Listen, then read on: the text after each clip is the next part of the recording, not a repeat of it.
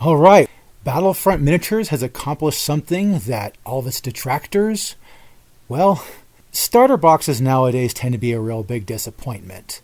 You get the basics it takes to start the game. The long gone days where you buy the box and you can pretty much play a box set army game out of that one box set are long gone. Until Battlefront decided to release these 2 box sets for the upcoming Eastern Front expansion. You see, someone got a little too excited and posted the full high-quality box art for the back of the box. These 2 boxes are just like the previous ones they created for North Africa.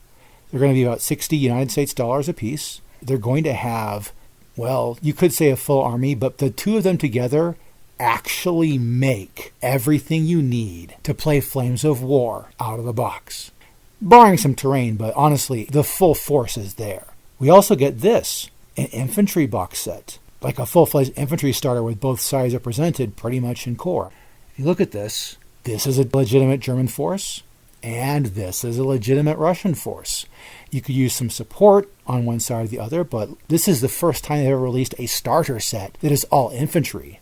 They've gone there and done that. The 3 scout tanks on the Russian side don't matter for shit. This is pushed by the boots on the ground.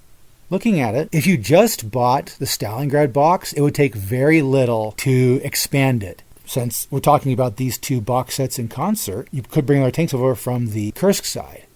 And that's the funny thing about putting these 2 box sets together. You look at the KURSK box set, and it's not as impressive as the Stalingrad box set.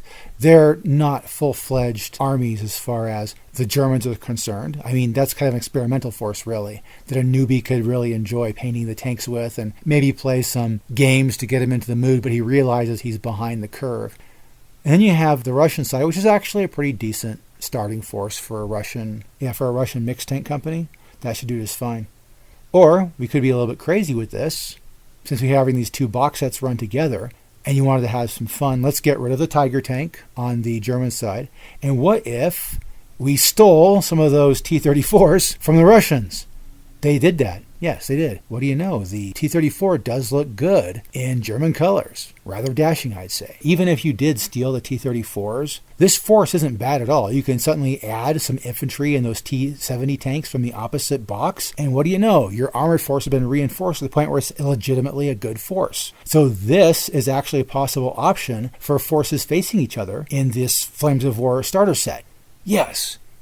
You do have the fun of playing the full-fledged, we're going to take it all what we can from the Russians.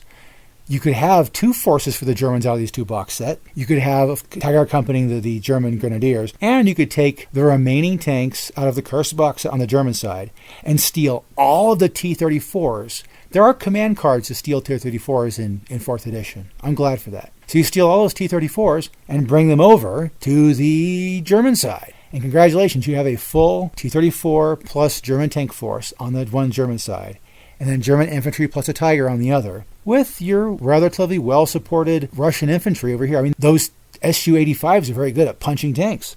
If you didn't want to steal the T-34s, the Russians can't complain because that would be a completely full force for them. There's no stopping it. Battlefront just did it. They made the infantry-based starter. It's going to come. They made starter sets that each one individually, not so much, but you add those 2 together, voila, all of a sudden you have what it takes to play Flames of War, and honestly, you don't need anything else besides terrain and a measuring tape. You're good to go. That is what's so interesting about this release. It's going to be the most potent, most easy for new people to play. It's literally the kind of thing you can buy your grandfather and say, hey, play some Flames of War, and he'd actually smile at it.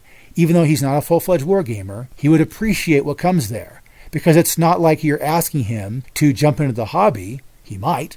He can just put this next to his Monopoly set and enjoy it. The casual gamer can now play Flames of War. Let me be honest, this is a good pair of box sets. However you mix them up, however you combine them, these 2 box sets are all you really need to play Flames of War. And I'm not bullshitting you. I mean, I'm looking at these and I'm not seeing a lot of gaps in there. But for the most part, Battlefront has done it. They have created one good box set and one great box set that when you combine them, actually make the full Flames of War experience. Congratulations, Battlefront. You won the game. Thank you. We needed that.